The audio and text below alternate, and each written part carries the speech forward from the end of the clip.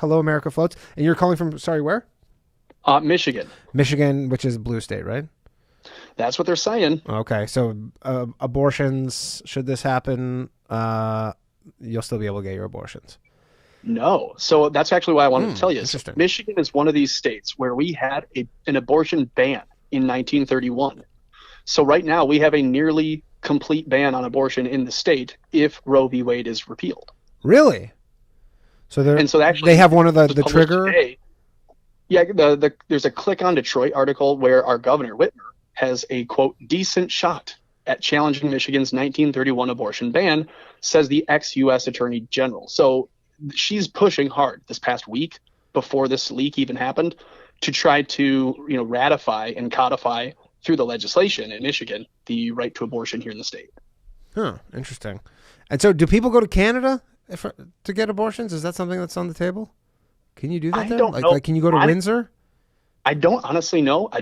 Thankfully, I don't know anyone who's traveling across state or national lines to do that. I don't know. And so what is your position on abortions? Well, I mean, I'm pro. I would like to see that people would have the ability as. So did you your say last- pro-life? It's literally like cut out in that exact word. Oh, I'm sorry. Yeah, see, that's the tech on you. Yeah, I'm pro-life for sure. Okay. And there is a religious backing to that, but also just a practical backing to that. And what's the practical backing to it? I don't think that our Constitution allows for anyone to decide that another person's life or another life at all, if it is legally innocent and not, a court order as a guilty, death sentenced person. I think that there's no reason that our Constitution or that our legal system would allow for someone to just kill another person. Like we already have the laws death against- penalty in the Constitution somewhere? I apologize for my ignorance. I'm Canadian, but no. I'm right there with you. And I'm Yeah, an yeah. American. I don't believe that there is a death penalty outlined in the Constitution, but you have the right to life, the right to pursuit of happiness. Those are actually enumerated in the Declaration of Independence. A lot of people think they're in the Bill of Rights. yeah. But no, there's no death penalty outlined in the Constitution that I'm aware of.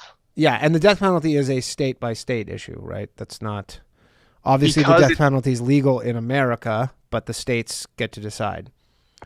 Right, because of the separation of powers from the national and the state level, if it's not already explicitly enumerated in the Constitution, then it goes to the states. So the states should have the right to choose between abortion or not, just like they have the right now to choose between death penalty and not. And you're fine with the states deciding for I mean, abortions. yeah. You would prefer that there just would be none at all, I guess, is what it sounds like. Yeah, I think the correct and legal way to do it is to have the states determine it, and then to have those states and the people and the activists within those states make valid arguments and have their state vote. Yeah. And are you like point of conception, like the previous caller? Are you like heartbeat? I feel like everybody's different on this. Like, are you like, how strict are you? Are you no plan B? Like, where do you fall on that scale, I guess? I mean, frankly, I think that the life begins at conception, and that's what the Catholics and St. Thomas Aquinas refer to as the quickening. Yep. A sperm by itself won't live. An egg by itself or an ova won't live on its own. But when you combine those two, that is the miracle of life being conceived, and that is what I believe as a religious and again as a practical point. Without any intervention, that life will begin to become a full-on life and eventually will live outside and on its own.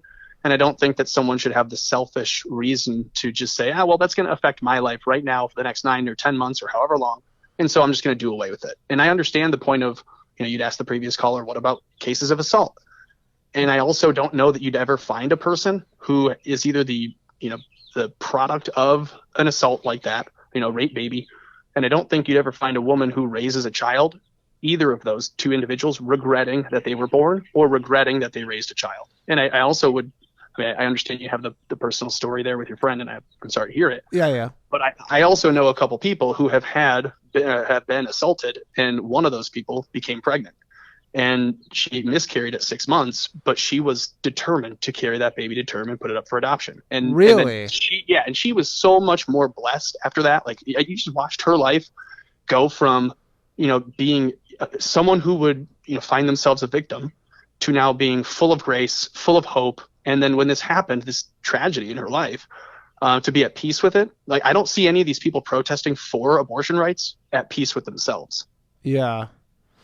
Interesting. You don't hear that a lot. I mean, it sounds from it that she's probably a religious person, so she must obviously have that to lean on and kind of inform her in that sense. Because, you think most people would go the opposite way, but I guess she kind of, I mean, not to be light here, but like she kind of really was like making, turning lemons into lemonade, where she's like, you know what, this is like the worst possible thing, and then I'm going to try and have something good of this, and then it still went bad. But even still, she just, I guess, was determined to not let it be a crazy negative thing in her life. Yeah, well, and just to add to that, she actually isn't a very religious person. She's not brought up in a not brought up in a religious household. Father was on and off drugs and not in the home. Mom was working all the time just to make ends meet. So like, she didn't have the firm traditional upbringing that I would have had.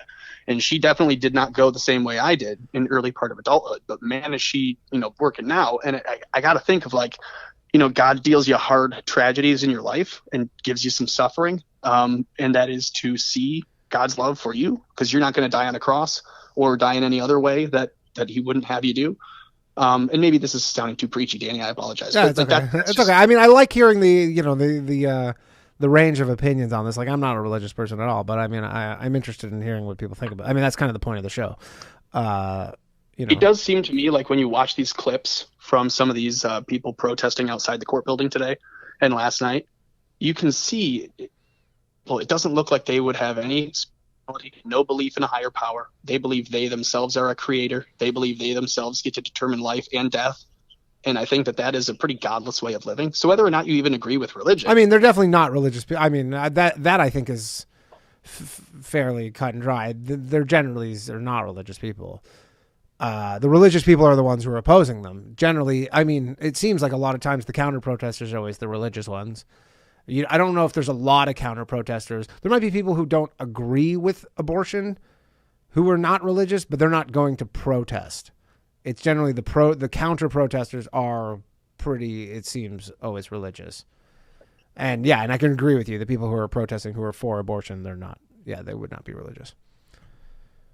Yeah, well, I guess I'll leave you with this thought, and I appreciate you taking the call. Yeah, thank you for calling. If there are any people who are considering, whether or not they even have an opinion on this, I would hope that everyone would pump the brakes a bit before they determine without knowing, because we constantly talk about settled science. Hillary Clinton today says this is 50 years of settled law, and there's no such thing as settled law. There's no such thing as settled science. Everything evolves, and where there's hope, where there's life, there's hope. So I have to think, if we have hope at all for the country, it'll start here with fixing, our respect for life. Yeah. Okay. Cool. Well, thank you for calling in. I appreciate it. America floats, everybody. Thanks, Danny. Thanks, buddy. Bye.